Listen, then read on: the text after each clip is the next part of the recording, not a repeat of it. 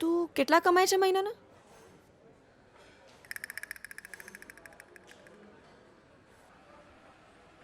એટલું તો કમાઈ જ લઉં છું કે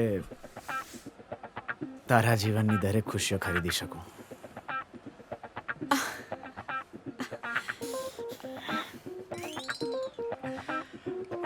થેન્ક યુ.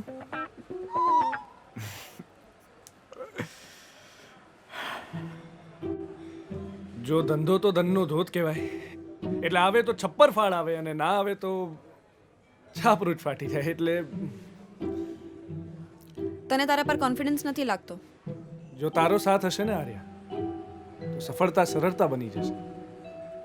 બસ ખાલી તારો હાથ કોંડું મસ્ત છે નહીં? બિસ્કિટ બે આ તો સપોર્ટ આપવાના બદલે માંગે છે.